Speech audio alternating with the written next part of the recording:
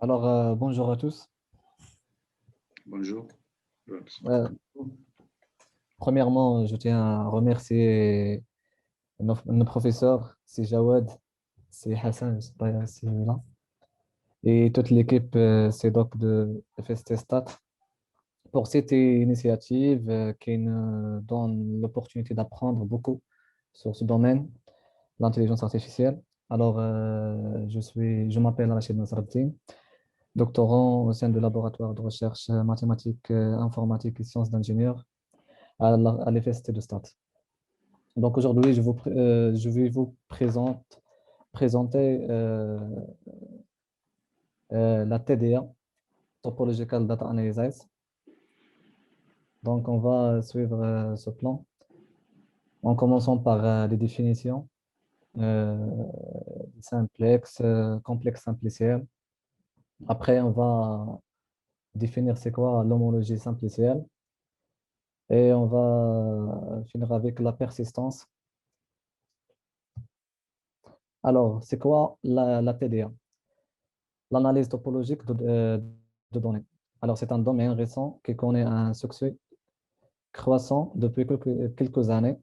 Alors, il vise à comprendre, analyser et exploiter la structure topologique et géométrique de données, souvent représentées par des noyages de points, dans des espaces euclidiens ou des espaces métriques plus généraux. Alors, avec l'émergence de la théorie de la persistance topologique, qu'on va voir par suite, la géométrie et la topologie algorithmique ont fourni des outils mathématiques et algorithmiques nouveaux et efficaces pour aborder ce sujet. Combinés à des méthodes statistiques aussi, ces outils ont récemment donné lieu à des applications et des résultats originaux dans le domaine de l'analyse des données et de l'apprentissage statistique. Alors, commençons par l'homologie simplicielle. Alors, on dit qu'un complexe simpliciel est une paire V oméga. V est un ensemble fini des petits V0 qui seront appelés des sommets. Et oméga, un ensemble de parties non vides de V. Ce sont des simplexes. Et on exige que V est l'intersection des gamma, tel que gamma appartient à oméga. Et aussi, si on a gamma appartient à oméga et tout appartient à gamma, alors tout appartient à oméga. Voici un exemple d'un complexe simpliciel. On a cinq sommets, pardon.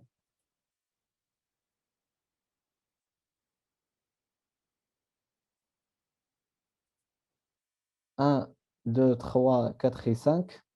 Et on a aussi des arrêtés. Un 3, un 4, 2 4, 2 3, 2 5 et 3 5.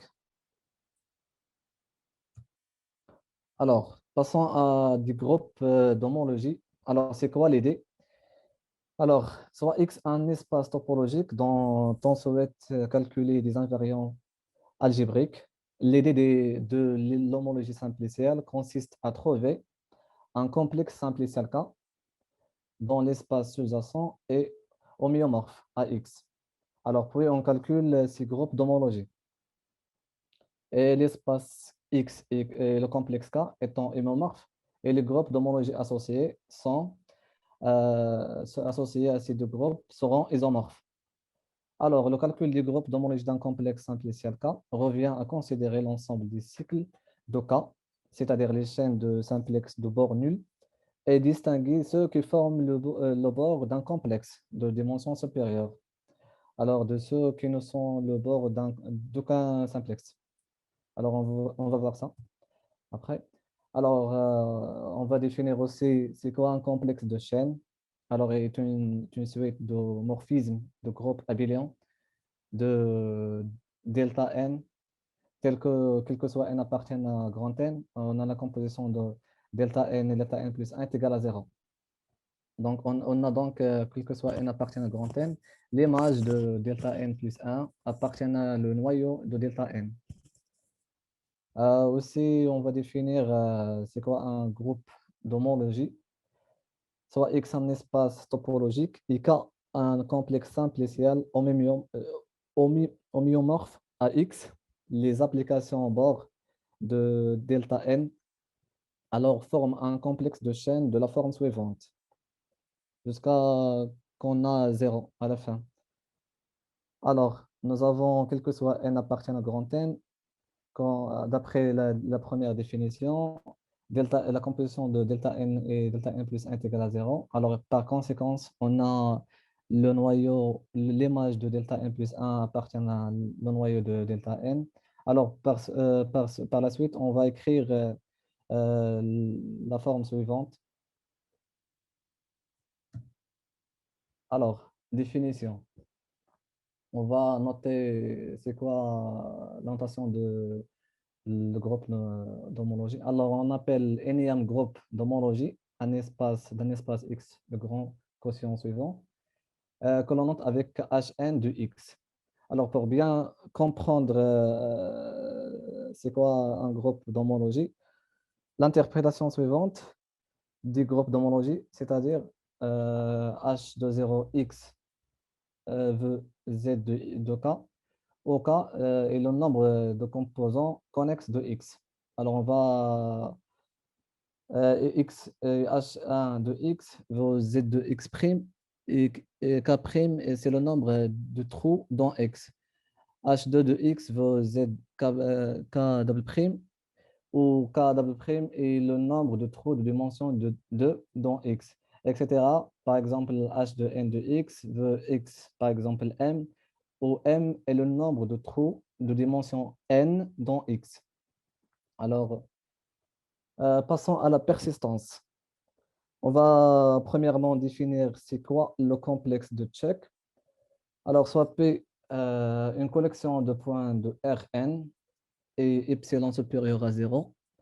Alors, on dit qu'un complexe, le complexe de check, c'est de P et epsilon formés par des points de P et de rayon epsilon et le complexe simplicien abstrait dans les deux, qui vérifie les deux propositions.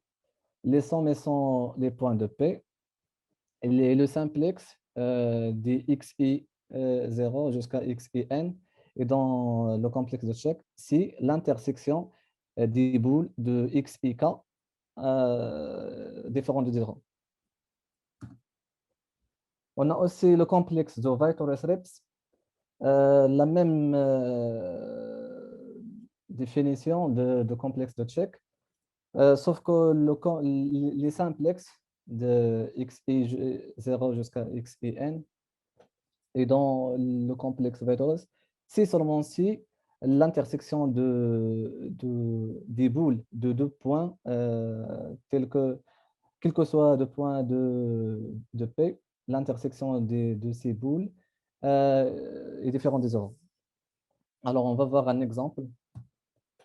Alors, on a l'exemple de complexe de check ici. De 3 points, on a 3 points, V0, V1 et V2. Alors, vous voyez les complexes de check, c'est 3. La différence ici entre le complexe check et le complexe de Vitor-Reps, c'est que on n'a pas ici un rectangle entre deux sommets V0, V1 et V3. Par contre, dans le complexe de Vitor-Check, on va voir un rectangle de V0, V1 et V2. Voici aussi un exemple de complexe de check entre des points dans R2. Alors passons à la théorème de Nerf d'un recouvrement, soit un recouvrement ouvert UG d'un espace topologique E. Alors, supposons que ce recouvrement est localement né et que les intersections sont toutes contractiles, alors E et le nerf de son recouvrement, NUG, ont le même type d'homotopie. Alors, par conséquent, on a le simplex check et le nerf de recouvrement P epsilon ont les mêmes groupes d'homologie. Alors, l'homologie persistante. Pour bien comprendre c'est quoi une homologie persistante, on va avoir un cas d'une fonction réelle simple. Alors, considérons une application f de R vers R et pour un réel t donné, on appelle RT la préimage de moins l'infinité par f, c'est-à-dire RT est égal à f moins 1 de moins l'infini de t. Alors, l'idée de la persistance consiste à calculer les groupes d'homologie HN, les groupes qu'on avait voir dans la première chapitre, en fonction de T et de reporter ensuite sur un diagramme qu'on va voir les valeurs de T pour lesquelles on observe l'apparition ou la disparition d'une classe d'homologie. Pour une fonction réelle à valeur réelle, nous observons ces changements quand T est égal à un point d'extrémement local. Alors, une classe d'homologie qui apparaît pour une valeur I de T et qui disparaît pour une valeur G de T sera représentée par le point de coordonnées IJ et la persistance d'une classe sera le réel G-I. Alors, ce diagramme est appelé le diagramme de persistance, puisqu'il va coder la persistance des groupes d'homologie de la courbe. Et on peut aussi représenter la persistance sous forme de code barre, dans lequel on va représenter la vie et la mort d'une classe d'homologie. Alors, on va voir un exemple de ce diagramme de persistance. Alors,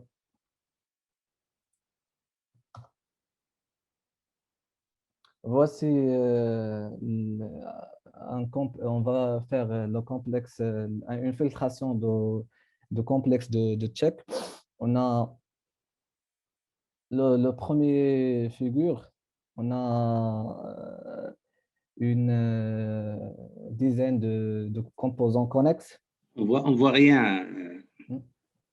Il faut changer d'écran, partager l'autre.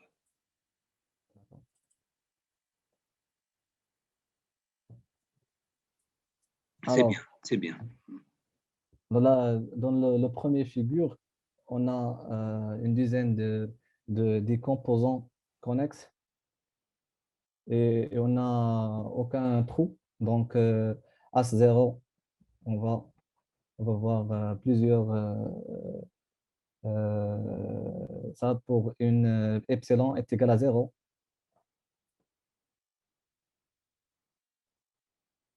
Pour le deuxième figure, on a augmenté la valeur de epsilon et on a un nombre diminué des connexes convexes, des composants connexes. Aussi pour le troisième figure, le nombre, on a un nombre très petit des composants connexes. Mais dans le quatrième figure, on a seulement un composant connexe et un trou. Donc, on va voir la barre de H1. La même chose pour le quatrième, le cinquième et le cinquième qui est, comme vous voyez, la disparition de trous. Donc, la classe H0 est une classe qui toujours existe et que l'on appelle une classe essentielle. Voilà pour la séance prochaine. Inch'Allah, je vais présenter le complexe de Vitores Reps Et voilà, c'est fini. Merci, Sartine. Donc, c'est Youssef, tu es là? سي جواد Oui, un commentaire. Oui, سي تفضل جواد professeur, تفضل. نصر الدين ياك نصر الدين نصر الدين Oui. l'idée générale de TDA, est-ce que, c'est-à-dire l'idée clé de la TDA, est-ce que d'associer un nuage de points, un complexe Oui. simpliciable, Oui. est-ce qu'on peut l'appliquer par exemple, dans les reconnaissances de forme, l'analyse d'image, et comment on peut l'appliquer, si vous voulez, c'est comme une sorte de classification. Est-ce que vous pouvez éclaircir Franchement, j'ai pas d'idée dans ce point parce que je viens de découvrir ce domaine. Aucune idée. ياك سي جواد Oui, bien sûr, les TDA, c'est une sorte de classification. Bien sûr, on peut l'utiliser pour la classification, mais on peut l'utiliser pour beaucoup de choses. D'ailleurs, on a découvert que le cerveau humain fonctionne d'une certaine manière, un certain nombre de dimensions, à l'aide de la TDA, de la topological data analysis. C'est parce que c'est un domaine à la fois passionnant, c'est très passionnant, mais c'est un domaine aussi où il y a beaucoup de mathématiques. Donc, et c'est intéressant, justement, c'est pour ça qu'il est passionnant. Il y a deux axes aujourd'hui vraiment intéressants, si on veut faire vraiment de la vraie intelligence artificielle, c'est les graphes et les topological data analysis. Il y a d'autres choses, il y a beaucoup d'autres choses, mais ils sont vraiment au centre. Les grandes écoles, les grandes universités travaillent sur ces deux domaines, ces deux champs. D'ailleurs, autre chose, les deux domaines, ils se relient entre eux. L'idée principale, ils sont très liés. D'ailleurs, on parle parfois de geometrical data analysis, d'accord? Parce que topological. Et pourquoi la topologie? Pourquoi c'est utilisé dans la reconnaissance? Quand on prend par exemple un chat, avec l'histoire, chat et chien. Un chien, même s'il bouge, c'est un chien. Même s'il change un peu de forme, de position. Elle est. Parce que dans les data topological analysis, on cherche les invariants. Qu'est-ce qui fait qu'un chien, même quand il se déforme quand même, quand il marche, qu'est-ce qui fait que ça reste toujours un chien dans ma tête, dans mon cerveau? C'est qu'il y a des invariants. Il y a des choses, il y a le nombre des yeux qui désignent des trous, les H1, H0, etc. Par exemple, quand on prend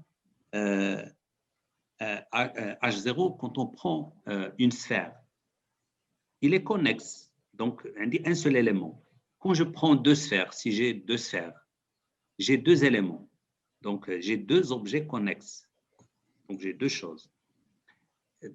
Par contre, donc le H0, il compte le nombre d'éléments connexes. Par exemple, une bicyclette, il est connexe. Je peux toujours passer d'un coursier. Et je prends une sphère, des deux objets connexes, et ainsi de suite.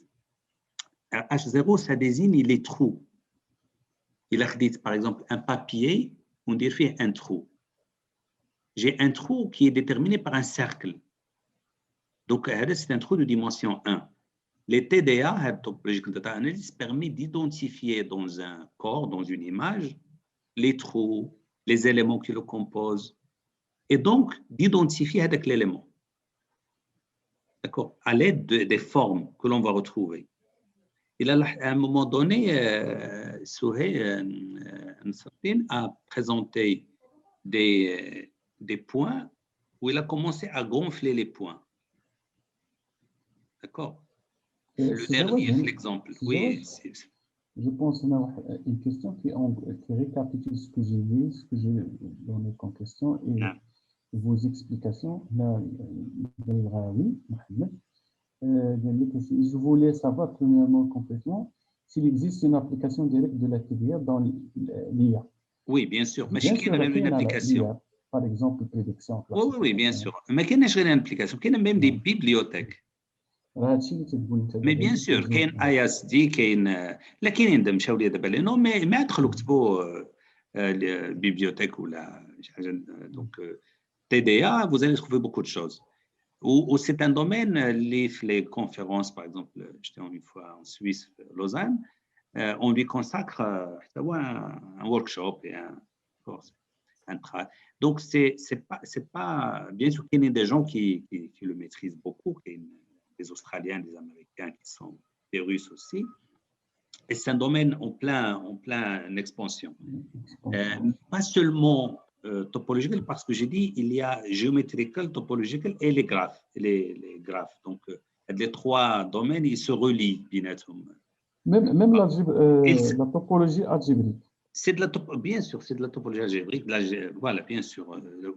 Ou la géométrie topologique, d'accord. La géométrie de l'information. Là, on est en train de géométriser l'information. C'est-à-dire, je prends des pixels. D'accord, je prends des pixels. Est-ce que je peux les clusters? Est-ce que je peux créer des clusters? Est-ce que je peux les créer des clusters? Oui, je vais créer des clusters. Pourquoi je crée des clusters? Parce que donc les clusters, si je prends chaque point maintenant, si je le représente par des points et je le gonfle, ils vont former, à un certain moment, ils vont former un seul bloc connexe. D'accord? Et l'autre cluster, si je gonfle les points, à un moment donné, il va créer aussi un deuxième bloc. Donc, on utilise une réponse rapide. On utilise TDA, la classification. Par exemple, séparer un chien d'un chat, d'un cheval. Même si le cheval change de forme, il court, etc. Les invariants sont utilisés pour classifier les données, les comparer et aussi trouver des caractéristiques qui permettent de donner une idée sur les signatures d'un certain type de données. Exactement. C'est une sorte de signature. Normalement, voilà.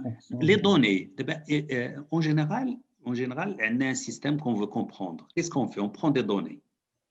Les données, pourquoi on va les prendre? Parce qu'on considère qu'ils contiennent des traces latentes, cachées. La signature, justement. Donc, est-ce qu'en prenant les données, est-ce que si j'utilise une analyse qui va analyser les distances entre les points, je peux identifier une forme, un animal? Pas seulement les distances et les trous que je vais trouver, les invariants topologiques, les invariants topologiques. Un trou dans un tuyau, mais chez moi, un trou dans un papier. Il se met de dimension 2, il a qu'un tuyau, il a qu'un papier de dimension 1, etc. On essaie d'identifier. Oui. Une question qui se répète, toujours pour les doctorants, est-ce qu'il y a la valeur ajoutée du TDA dans le processus IA? C'est-à-dire, il veut savoir dans quelle étape on peut l'utiliser. Et vous avez dit déjà que c'est sert pour classifier, comparer, trouver sur les signatures de certains types de... Oui, parmi les avantages pour la classification. Parmi les avantages de TDA, il est beaucoup plus performant que beaucoup d'autres outils. Et puis, il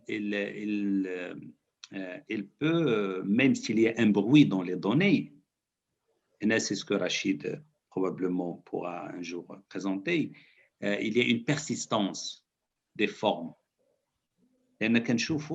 Parfois, il y a des trous qui vont apparaître, mais ils vont disparaître rapidement. Donc, on dit que ces trous ne sont pas des trous réels, ce sont des trous de perception, là, de bruit ou là, de données. Les données, ils ne sont pas des trous de l'objet lui-même. D'accord, que nous souhaitons classifier, par exemple. Voilà, donc... Une question, Jawad, concernant, c'est pas la présentation, concerne l'organisation. Darwa, il veut savoir, est-ce qu'il y a une attestation de... Oui, bien sûr. Demain, nous allons signer les premières attestations. Après, on va aller doucement parce qu'il y a beaucoup de... Donc, tout le monde... Bien sûr, tout le monde aura son attestation. Quand on des captures écran pour voir un peu ceux qui ont participé, on prépare les attestations. Oui, bien sûr. Donc, j'encourage tous les doctorants à s'intéresser au graphe et au TDA. Bien sûr, tout le monde ne doit pas aller très loin parce qu'il y a beaucoup de notions mathématiques parfois qui bloquent, mais c'est très intéressant. Il ne faut pas seulement qu'on se limite à ce que font tout le monde, d'accord. Aujourd'hui, l'Institut de Stanford ou l'Oxford, la MIT ou la Cambridge, etc., beaucoup de gens travaillent sur ces deux champs. Donc, les graphes, les GNN, bien sûr les TDA, et bien sûr autre chose. Et les aspects mathématiques aussi sont très, très présents dans ce que font les gens. L'étudiante veut savoir, il veut travailler sur des modèles de classification appliqués à une base de données. Oui. Je ne sais pas, est-ce qu'une base de données décisionnelle ou opérationnelle. Il veut savoir les nouveaux modèles sur lesquels il peut travailler. Pour nous, je pense que le TDA c'est avancé pour travailler avec le TDA, pour classifier, chercher. Je vais répondre là-dessus par une présentation PDF, etc. Montrer où les gens utilisent TDA. Mais bien sûr, il y a des logiciels, des outils, donc des algorithmes, et il y a des exemples dedans. Et les gens ont montré, par exemple, quelqu'un qui danse, ou je veux savoir qu'il est en train de danser. Donc, je vais analyser ses mouvements. Ça se fait par TDA. Déterminer avant un peu les dimensions d'un corps. TDA d'un objet, etc. Donc, TDA permet de le faire. Et bien sûr, classifier, c'est distinguer un chat d'un chien. Parce que quand quelqu'un parle, les trous, les mêmes, ils sont ses yeux, sa bouche.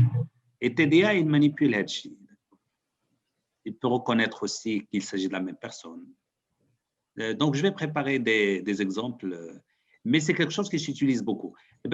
La classification, on peut utiliser les réseaux de neurones standards, les graphes, ils apportent énormément parce qu'ils ajoutent une autre couche d'informations et puis ils sont.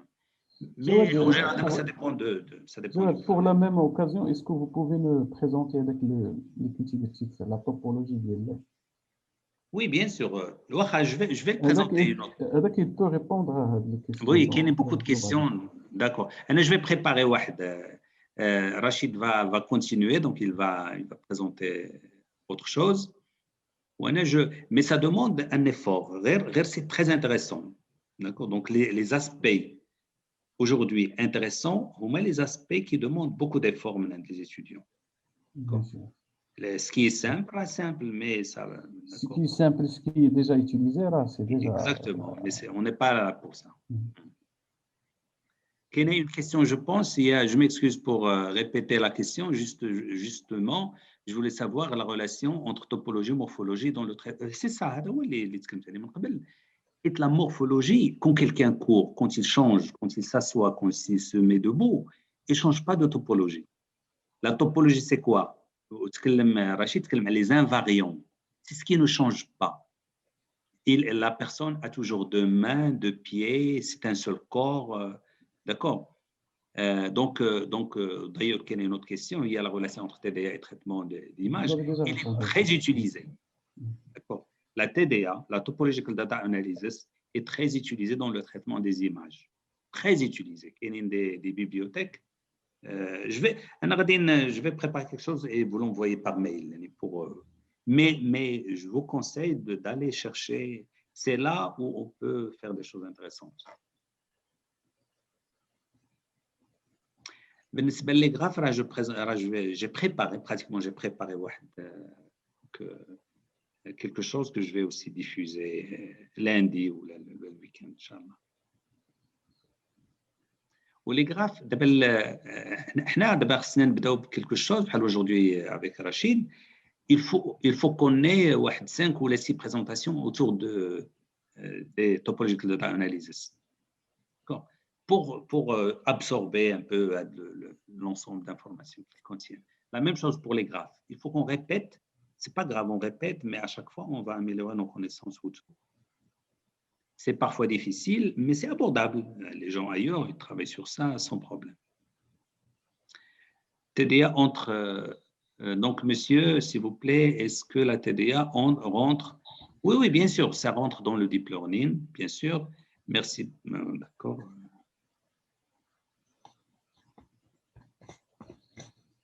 Donc, c'est Jawad pour...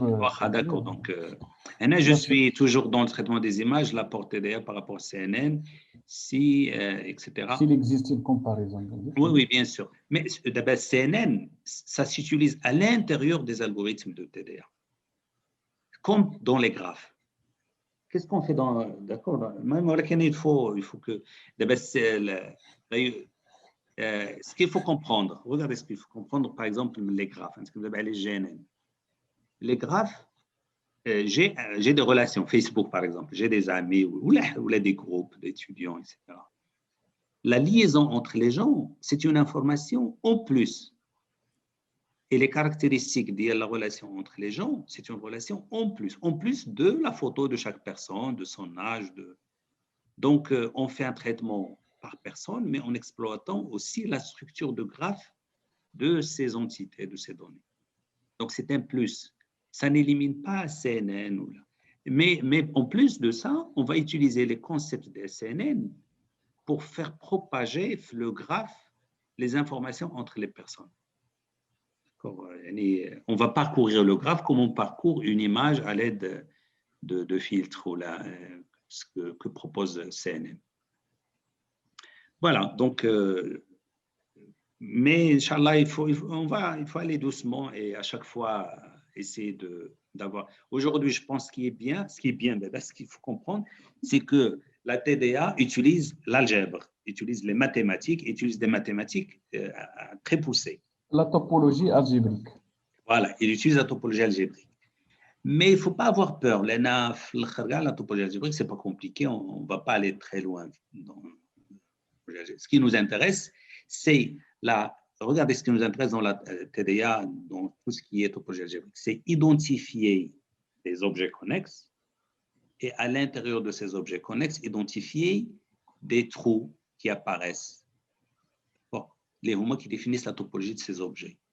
Il y a un trou, il y a un cercle, il y a combien j'ai de composantes et dans chaque composante, combien il y a des trous et comment ils sont reliés entre eux. Quelle est la forme invariante, par exemple, chez un être humain ou là, chez un cheval, que je dois identifier pour le reconnaître. Mais on n'a pas fait les débuts. Donc, il faut répéter plusieurs fois ce genre d'exposé. Et c'est intéressant pour se distinguer du lot.